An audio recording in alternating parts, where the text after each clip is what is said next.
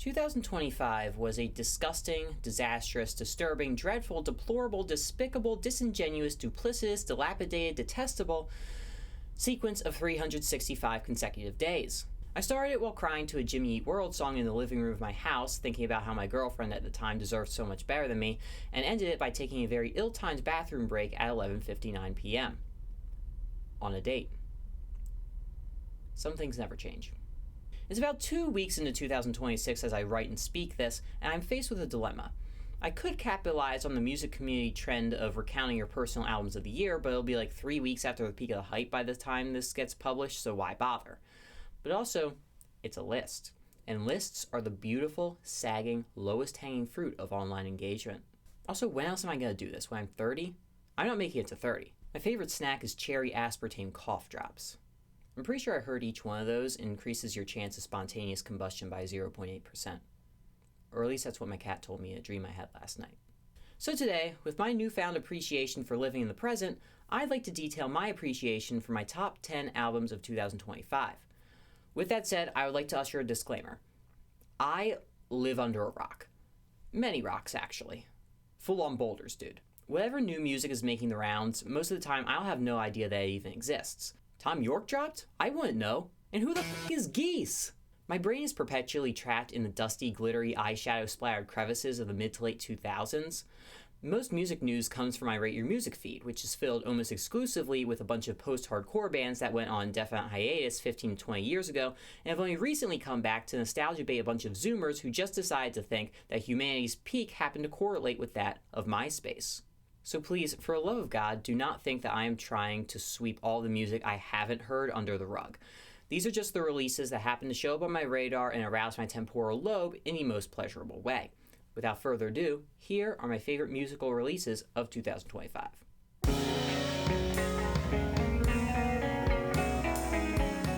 Now, in case the fact that I have owned at least 8 shirts advertising them over the course of my life didn't tip you off, Ghost is my favorite band. Ever. Yes, really. They have been since I was 13, and if anyone even tries to change that, I will personally shove them in front of a moving train and bathe in the splatter. I often hear people refer to them as Spirit Halloween Weezer, as if that's somehow in any universe a bad thing. Now, Impera, Ghost's previous album, had come out shortly before my high school graduation, so the release of Skeleton as I was about to finish college was a little bit of a full circle moment. The main difference being the fact that by the time Skeleton was slated to come out, I had realized that I am the proud bearer of an addiction to milk. In both instances, however, I feared that Ghost might be about to fall off. Now, Call Me Little Sunshine was underwhelming in the lead up to Impera, and 20s is still like their worst song by far.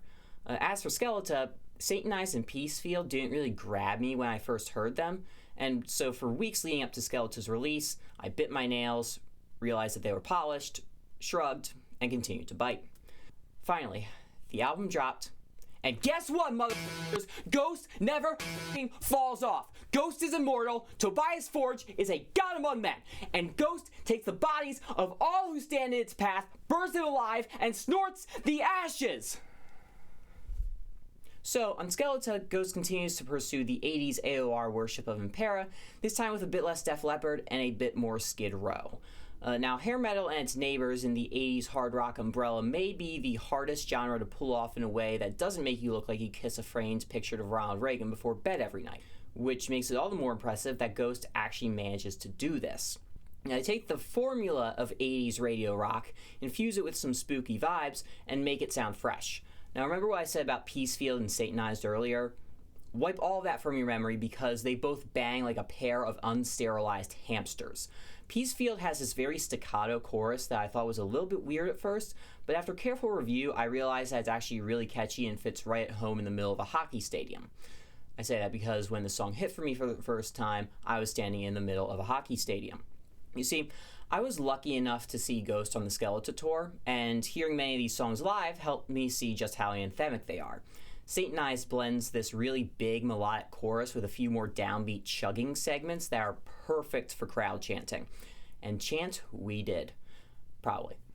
I don't actually remember much because my stomach felt like the stadium chicken fingers and crinkle fries were violently dissecting my small intestine for the first few songs. And then after that, I got plastered on a $20 can of hard cider. Anyway, it's not just the live setting that elevates these songs, though. Like always, Tobias brought the hooks out on a silver platter. Marks of the Evil One has this chorus that I could only describe in my notes as, in all caps, epic shit.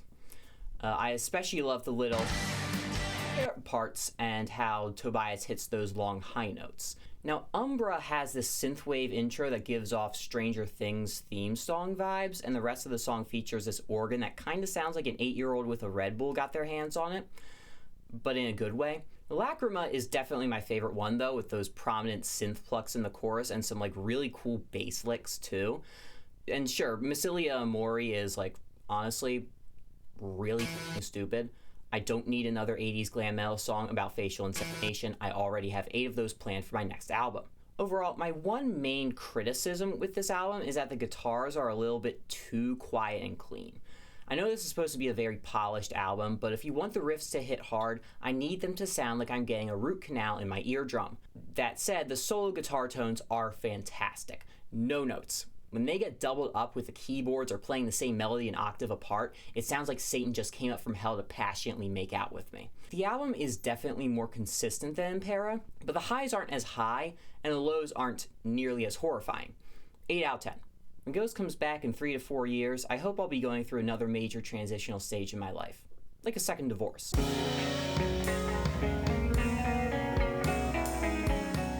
Half my video didn't record, so if shit looks different, that's why. Mayday Parade is f***ing back. Do they ever go anywhere? No, actually. But that won't stop them from being back like a pair of angel wings. In 2025, Mayday Parade decided to take a page from Silverstein's handbook and release a series of 2 mini-albums, presumably in an attempt to improve rapidly deteriorating US-Canada relations. While I would love to help Silverstein sue Mayday Parade for this blatant violation of their release strategy, the American Bar Association has recently added a clause in its membership agreement preventing any lawyers from working with me after the incident, which I am not allowed to talk about. That said, Mayday Parade has always been one of those bands for me that straddles the cusp between hitting hard and hardly hitting. I've liked all of their albums I've heard, but none of them really stood out to me as something great. Mayday Parade has an unnatural knack for being both catchy and sometimes forgettable at the same time. Listening to them is like putting on a pair of polarized sunglasses for 45 minutes, immediately forgetting where you left them the moment you take them off.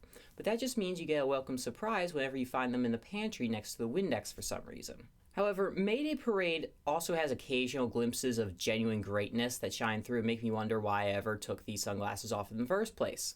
We all know Jamie all over, but my favorite song of theirs has to be the one titled I'd Hate to Be You when people find out what this song is about. Something about the way the dueling vocals complement each other, especially during the long drawn-out notes, pulls my heartstrings like a Clydesdale horse. Also, the melodic guitar solo, and the fact that it was an anthem for me while my last relationship was dissolving. Point is, they're one of those bands I enjoy and hear a ton of potential in, but they just haven't hit the metaphorical nail on the head just yet. So imagine my surprise when I listened to Sad and realized that in 2025, Mayday Parade finally hit my nail. Maybe not as much as I know they could, but certainly more than any of their prior releases. Every melody on this album is so perfectly sweet that it makes me feel like I'm living in a Hallmark movie. It even features a hot guy in a sweater who I would definitely let take me back to his family's farm for a warmly lit Christmas feast. God, Derek Sanders and his boyish eyes. Anyway, the album opens with probably my second favorite Mayday Parade song ever, called It's Not All Bad. The way the song builds in the first verse with its palm-muted guitars, occasional synth horns, and melancholic vocals makes the second half of the verse absolutely explode when the drums kick in and the vocals get more dire. And then a quick few beats of silence before the chorus. If the second half of the verse felt like a pipe bomb, then the chorus to this song is a nuke.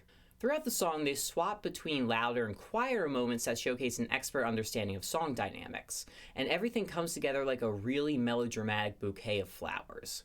Mayday Parade gives us some of their most yearning vocal melodies ever, which is saying something because every song there sounds exactly like 2 teenagers breaking up in a mediocre coming-of-age movie. They even have a song on here called Breakup Song, which I'm going to ignore for now and re-reveal its ugly head when you least expect it. Now, Under My Sweater may be a total Weezer ripoff, but I'll let it go because there is literally nothing I can do about it. That said, the song is another highlight, and when the halftime chorus kicks in, it makes you just want to gracefully spin and prance around before locking eyes with and passionately kissing a particularly pretty romantic interest. Promises Promises is also insanely pretty, especially those ascending vocal lines in the pre-chorus. Strangely enough, the drums in the song actually stand out to me quite a bit. I also love how the drum beat switches up multiple times throughout, alternating between being broken into 2 groups of 3 beats and 3 groups of 2 beats. It also utilizes some subtle snare rolls in the pre-chorus. Now, my Apple Music has a habit of randomly skipping this song for some reason, and has caused me to break at least 3 phones by now by throwing them at the ground in sheer anger whenever this happens. Now, without writing an essay about every song here, One Day at a Time is so unbelievably soothing, like a lullaby of commitment to self-improvement. The 4th song on the track list is titled I Miss the 90s, which, no you don't. I do. The closer, titled I Must Obey the Inscrutable Exhortations of My Soul, is another favorite. It starts out with the most energetic part of any song on the album before beautifully transitioning into a much slower segment featuring piano chords and powerful group vocals that ensure you won't be misplacing Mayday Parade in the pantry again anytime soon. 8 out of 10, banger album. And the opening riff to Breakup Song jump scares me every time. I don't even know why. See, I told you it would come back!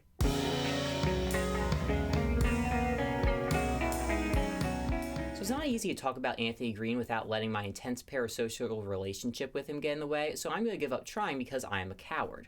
Anthony Green is fucking hot. And while he's most known for his work with Circa Survive and Seosin, whose first EP, by the way, is my favorite EP by anyone ever, Anthony Green actually has a solo career too, believe it or not. And it's actually really good. In fact, I'd probably put both 2016's Pixie Queen and 2022's Boom Done as the best full-length albums he's ever been a part of. I'm not gonna lie and say that the prospect of a re-recorded version of Anthony's first solo album had me wet with anticipation, so when it turned out to be really good, it gave me a nice little happy ending. This album feels like you're sitting in one of those cheap beach tents with your friends, meaning that whenever I listen to it, I get incredibly jealous of the fact that you have friends. For the most part, the songs are on the relaxing end of Anthony's discography. Now, Caliphone sounds like a straight-up psychedelic lounge tune, and Drug Dealer is oddly soothing despite the title. The more energetic songs are definitely the highlights for me, though. Dear Child has an undeniably catchy chorus melody, and the presence of horns adds so much to it all. Baby Girl has a really cool synth line and more prominent guitars that turn into probably the only certified headbanger here, aside from the opener. Speaking of which, the opener, She Loves Me So, is definitely my favorite. The verse melody is deceptively relaxing and seductive, whereas the chorus feels like an eternal emotional buildup, resulting in the transition back to the verses or the breakdown towards the end feeling surprisingly satisfying. I also gotta mention the closer, Devil's Song, which does something genuinely impressive. It's probably the only song in existence that has not been completely soiled by the presence of singing children.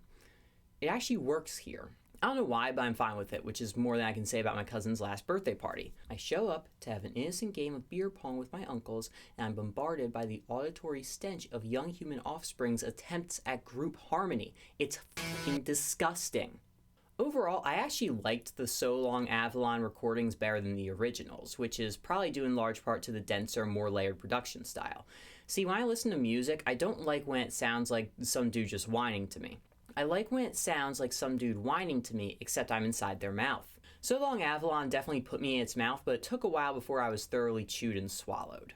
The turning point was probably seeing it performed live back in August, which was genuinely one of the most fun live shows I've ever been to. If I have one main criticism with this album, it's the fact that it goes so much harder live when you're screaming around with a crowd of total strangers, Anthony is flailing around on stage like a short-circuiting Terminator, and your dad is awkwardly standing behind you with a can of Stella. Also, the shirt I got from this show is amazing. I fucking love seagulls. 8 out of 10 album.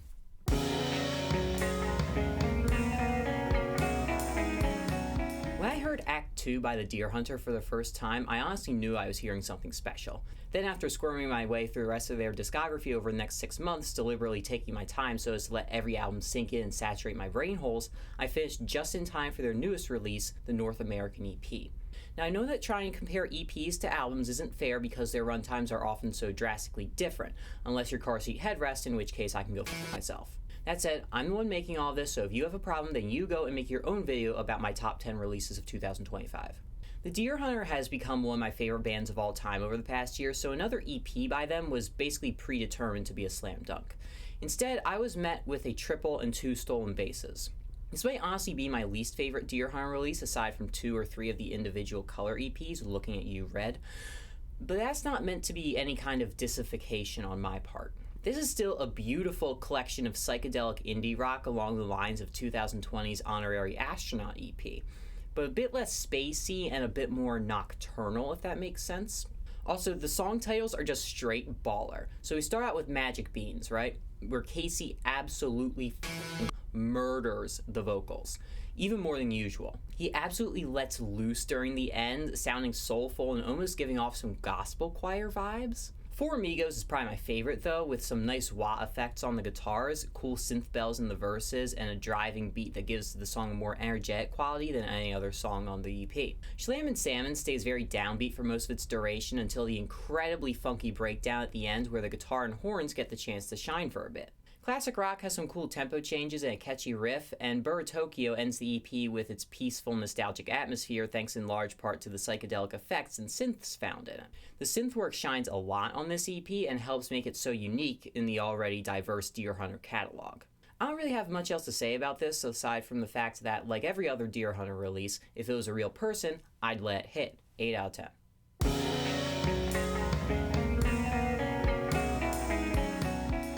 To come across After by sheer chance in my Rate Your Music recommendations, cementing the fact that the site has done at least one good thing in its history aside from rejecting my job application. The After EP consists of 5 perfectly crafted trip-hop songs, which all obviously come from a deep understanding and intense passion for this style of music. While I'm no expert on trip-hop, I do enjoy my share of it, and it's a genre I want to check out more of in the future.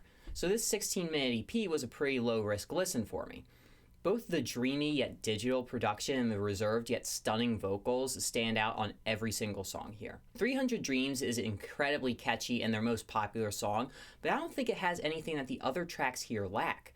The second song, Ever, has some cool synth strings and subdued pads that let the vocalist's range stand out much more.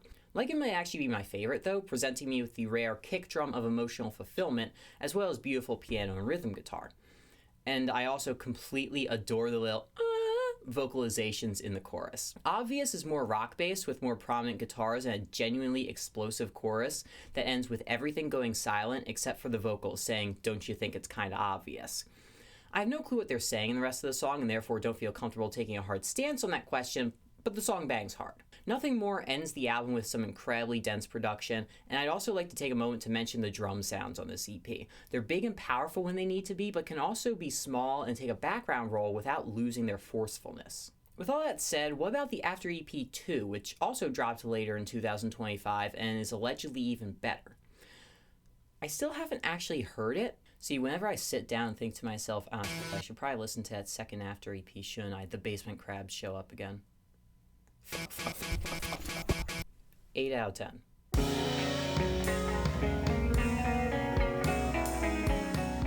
Anthony Green returns, and once again I bow my head in reverence. For the uninitiated, Ellis Dunes is a supergroup of Anthony Green along with members of MCR, Thursday, and Cody and Cambria, which basically means that it was scientifically engineered to make me hard. I heard the first Ellis Dunes album, Past Lives, in the summer of 2024, and I even bought a shirt of it from Hot Topic because any Hot Topic shirts being sold for $17 plus shipping and handling is an absolute miracle. I liked Past Lives well enough, but it wasn't like a favorite or anything. They're kind of in a similar position as Tomahawk in my mind, in that both are incredibly talented supergroups that I thoroughly enjoy, but they never really took things to the next level as more than the sum of their parts. They also both have lead singers that I would let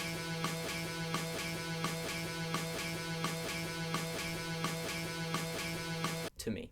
Ellis Dunes escaped this curse with Violet, however. I listened to it when it came out and didn't remember much, but then I returned to it during my summer 2025 Anthony Green binge. While I still wouldn't put Ellis Dunes on the same level of ecstasy as Circa Survive or Thursday or Anthony's solo stuff, this is, for lack of a better term, just some hard as fuck post-hardcore. Anthony's vocals stand out even more than they do on other albums, as you can find him switching on a dime between feral screams, haunting multi-tracked harmonies, and screeching but beautiful high notes. The dueling guitars are also a highlight. Despite often playing different parts or riffs entirely and rarely defaulting to big power chords and triads, they still sound full and enveloping, which is something they kind of lacked on past lives. In terms of the songs, Like Magic feels like one big build-up introduction to the record, and You Deserve to Be Haunted is a song that I put down in my notes as just hype, sheer hype. I also love the title track, which is this beautiful waltz tempo ballad, and Anthony's fried out high notes are so powerful.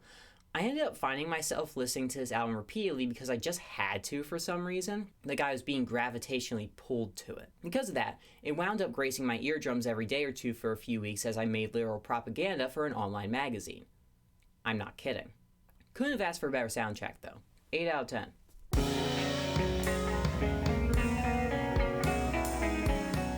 Travis David returns, and once again, I ask, who the f*** is that? Look him up, and realize he's the guy from Coheed who's also in LS Dunes. Thank you again, Rate Your Music. I hope I'm happy for your sake. Coheed and Cambria is a band I have a very weird relationship with. I remember my dad playing Apollo Volume 1 for me in the car somewhere around Easton, Pennsylvania in like 2017 and being kinda unimpressed. He would play them intermittently for the next 4 years, and by 2021, I had actually kind of grown to hate them because I just couldn't stand Claudio's voice and how I felt like all the songs ran together and were like painfully cheesy. I never really understood why this was the case though. I love whiny high-pitched vocalists just like any good emo should, and even the smallest crumbs of prog rock would cause me to wrap my arms around it like my ex when I begged her not to leave me and take all my guitar pedals. But I just couldn't for the life of me get into Coheed, even after giving them a fair shot on like 2 separate occasions. This year, on my 3rd independent attempt to get into them after the disappointment that was the Pearl Jam discography, I thought to myself, maybe these guys are a little okay. The Keeping Secrets was a solid album, and I liked Turbine Blade more than I remembered, and I actually found a few select songs on both Apollo 1 and 2 that I thoroughly enjoyed. I kept pushing my way through their discography out of sheer autistic completionism until I hit The Color Before the Sun, widely considered to be one of their worst.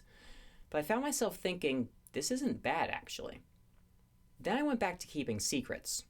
Wait, shit, this is good. Then Turbine Blade. Oh my god, this balls too.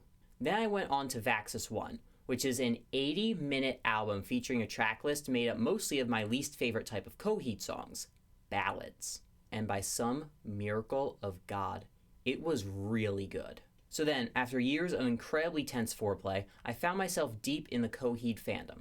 I even tried reading the Amori Wars wiki before realizing, wait, no one is making me care about this, and giving up. I binged the rest of their catalog, saving their most recent release for last, Vaxis 3. Now so far, the Vaxis series has been by far Coheed's best. Every one of them so far has been top 5 Coheed for me, meaning that the majority of my favorite albums of theirs are the ones from this series. Yes, Coheed has become overproduced and Imagine Dragons-inified, but it honestly suits them so well. I love how incredibly dense and chaotic some of the songs can be, but they take their time to have their soft moments as well. It also allows them to experiment with different sounds and song styles, like on Vaxis 2, which contains tracks that take inspiration from alt-pop, dance, metal, and orchestral music. Vaxis 3 might be their most experimental yet, but it's all pulled off very well. Yesterday's Lost is a touching little acoustic guitar ballad that opens things well, whereas Play the Poet might be their most abrasive song ever. Blindside Sunny is like if you took a straight classic punk song and threw it into the vacuum of space, and So It Goes sounds like modern day Queen. Predictably and unfortunately, however, my favorite tracks here are the more conventional power pop ones. Goodbye Sunshine isn't just powerful and melodically satisfying, but the way in which the meter of the song occasionally switches up, like during the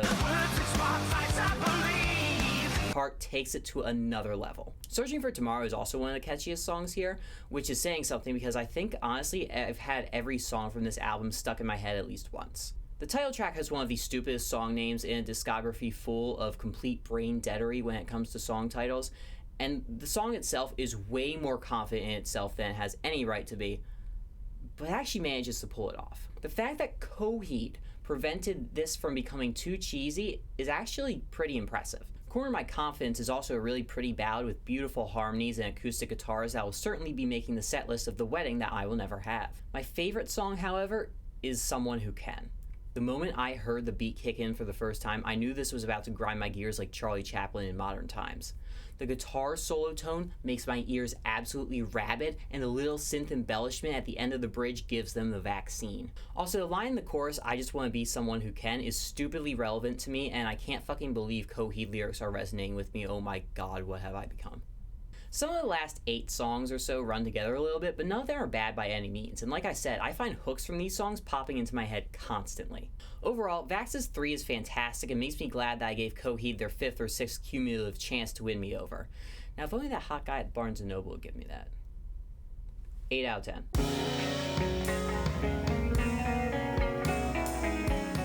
Now, 21 Pilots is one of, if not the first band I became aware of due to my peers shilling them and not my parents. It was 2015, Blurryface just dropped, and half my friends, that is to say one of them, kept singing the chorus of Stressed Out after school one day. I recognized it when I heard it on the radio later, and started to really like it along with Ride, which I honestly like even more. Since then, I've had a soft spot for 21 Pilots, even if to this day I completely despise Heathens and all it stands for. Now, I gave both Blurryface and Vessel full listens before and enjoyed both of them enough, but not so much as to make me some crazed 21 Pilots defender. Then I listened to them both again this year and became a crazed 21 Pilots defender. I also checked out the rest of their albums in preparation for Breach and liked all of them. Except Scaled and Icy, but that goes without saying. Clancy made it look like 21 Pilots were ready for a comeback, however, and so when I heard Breach, it honestly kind of blew me away. Breach is probably my favorite 21 Pilots album so far.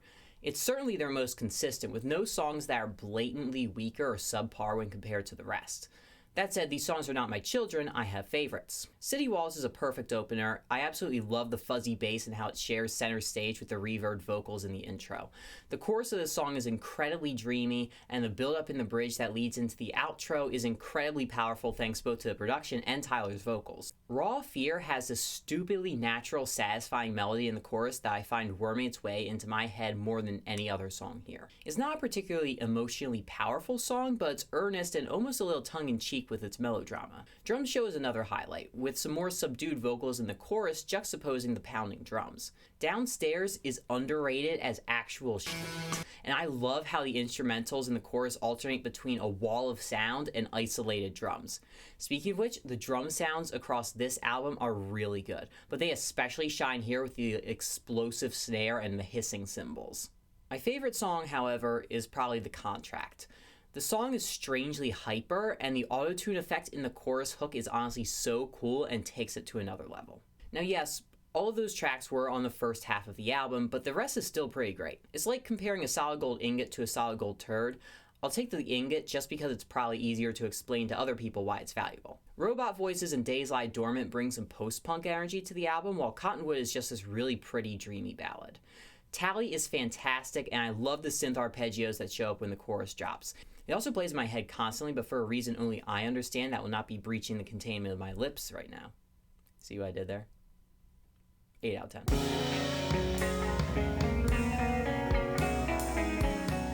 Now, Arm's Length had been very subtly on my radar for a while, listed somewhere in the 2-page single-spaced Google Doc I have set aside listing names of bands that I need to check out. I kind of forgot they existed until I noticed that they were opening for Thursday in Silverstein at a show I went to last January.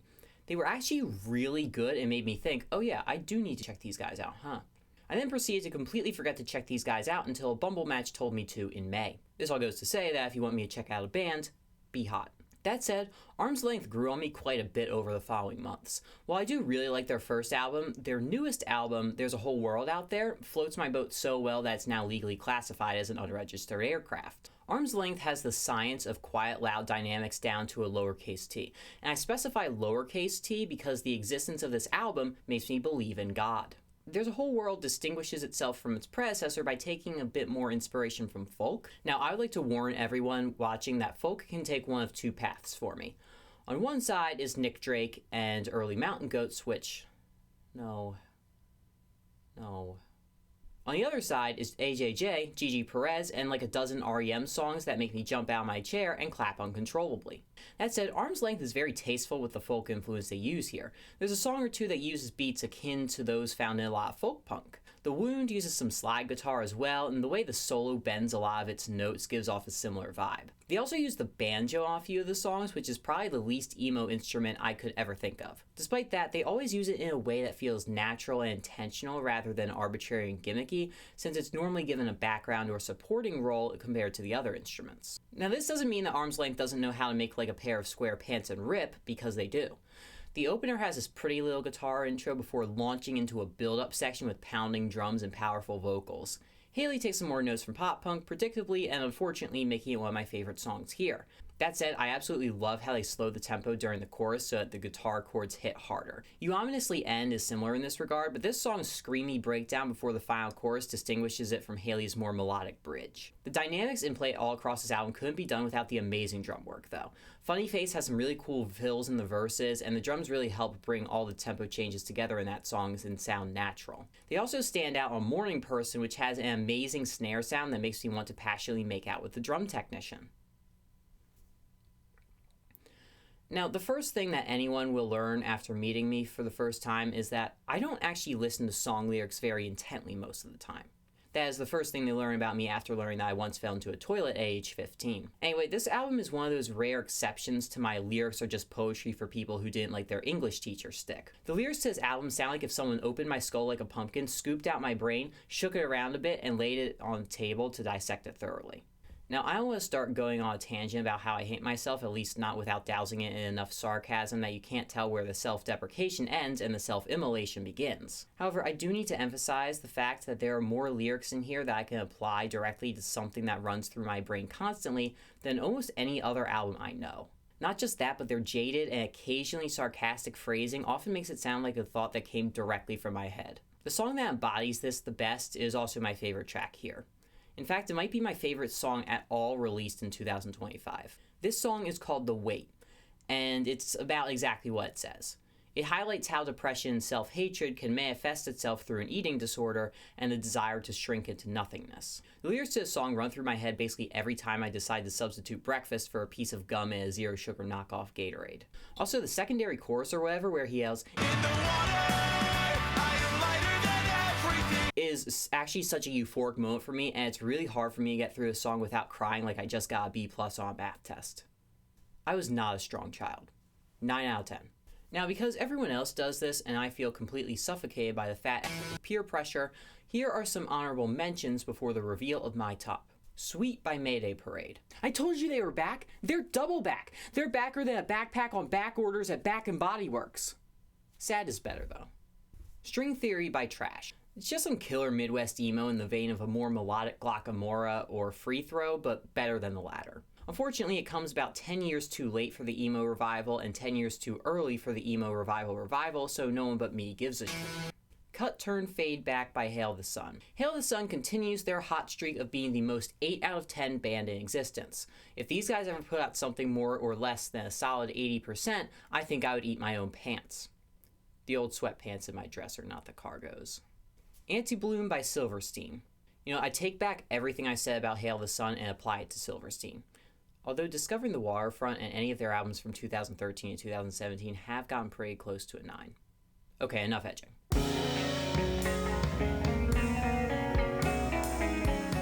So remember how I said I'm not big on folk in general?